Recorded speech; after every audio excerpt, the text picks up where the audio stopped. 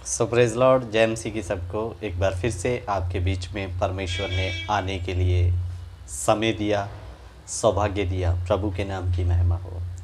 सो मेरे प्रियो, मैं आज आपको बताने के लिए जा रहा हूँ कि परमेश्वर का हर एक भारी वचन, सामर्थी वचन पूरा हुआ बिना नहीं रहेगा।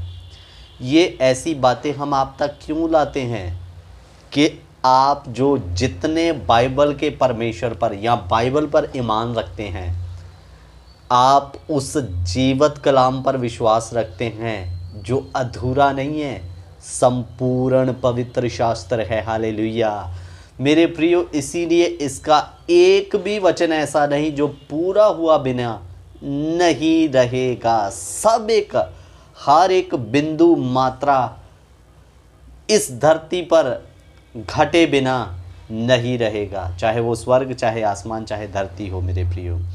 सो मैं आज आपको बताने के लिए जा रहा हूँ कि आज की न्यूज़, ताज़ा घटना कि इसराइल ने गाजा के अंदर घुसकर उस पर कब्जा करने की पूरी तैयारी कर ली है। ये एक दो तस्वीरें आपके सामने में रखना चाहता हूँ जो न्यूज़ चैनल वालों के माध्यम के द्वारा हमारे पास पहुँची।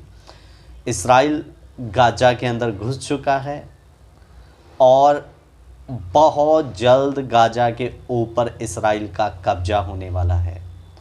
ये एक छोटा सा देश, कम गिनती के लोग मेरे प्रियो, लेकिन बड़े से बड़े देश से काबू आने वाला नहीं। क्यों? क्योंकि परमेश्वर इसराइलियों के साथ स्वयं जंग लड़ता है।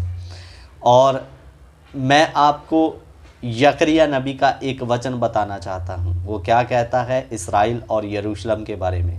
सो ध्यान देकर सुनिए। हम पढ़ेंगे जकरिया की किताब, उसका 12 अध्याय, उसका पढ़ेंगे 1 से लेकर उसका हम 4 वचन तक पढ़ेंगे। इधर में क्या लिखा, ध्यान देकर सुनिए। इसराइल के विषय में यहोवा का कहा हुआ भारी वचन, यहोवा जो आकाश का तानने वाला, पृथ्वी की नींव डालने वाला और मनुष्यों की आत्मा का रचने वाला, उसकी ये वाणी है। किसी मनुष्य की नहीं, उसकी ये वाणी है। देखो, मैं यरूशलेम को चारों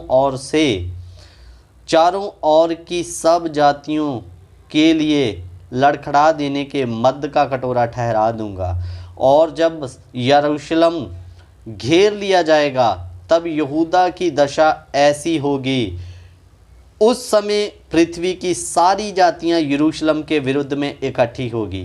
तब मैं उसको इतना भारी पत्थर बनाऊंगा कि जो उसको उठाएंगे वो बहुत घायल होंगे। हालेलुया। सो इधर में लिखा, मैं यरूशलेम को इतना भारी पत्थर बनाऊंगा और जो उस पत्थर को उठाएंगे वो बहुत घायल हो जाएंगे।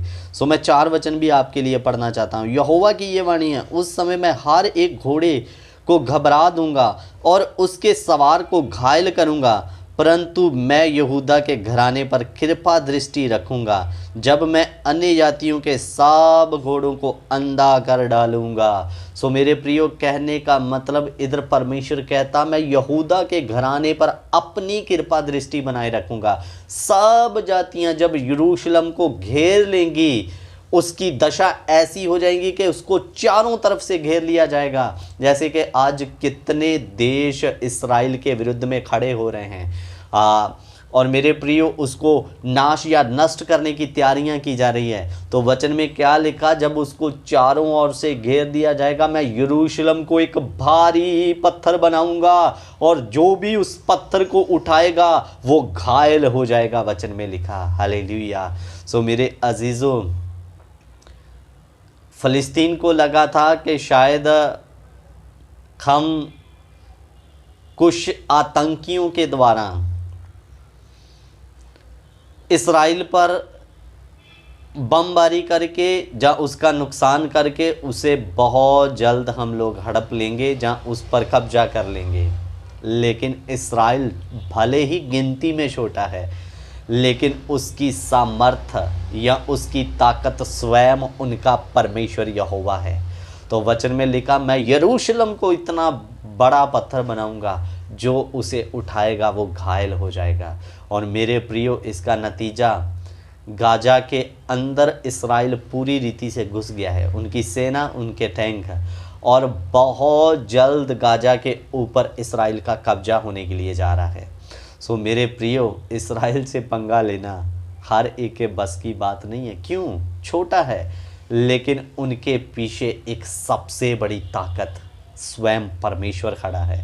इसलिए इस्राएल को हराना उतना मुमकिन नहीं है। इस्राएल जब जब हारा है, वो कब हारा है? जब उन्होंने परमेश्वर के विरुद्ध में कार्य किया, जब परमेश्वर का हाथ उनके ऊपर से उठ गया, तब तब इस्राएल हारा है। लेकिन जब जब परमेश्वर उनके संग रहा है, चाहे वो 2000 हो, चाहे वो 3000 की गिनती में सैनिक क्यों ना हो, उन्होंने बड़े से बड़े देशों को हराया है, उनके घुटने टिकवाए हैं मेरे प्रियो। और ये इतिहास है, आप इस्राएल का इतिहास पढ़कर खोलकर देख सकते हैं अजीज़ों। और मेरे प्रियो, बाइबल का हर एक वचन पूरा होता हुआ दिखाई दे रहा है। इसलिए हमें अब ढीले नहीं रहना, ज़्यादा से ज़्यादा संगति और वचन में आगे बढ़ना है। और मेरे प्रियो, बहुत जल्द इस्राएली सेना गाजा पर अपना कब्जा करेगी। सो मेरे प्रियो, कहने का अर्थ क्या है? बाइबल का कोई वचन झूठा नहीं।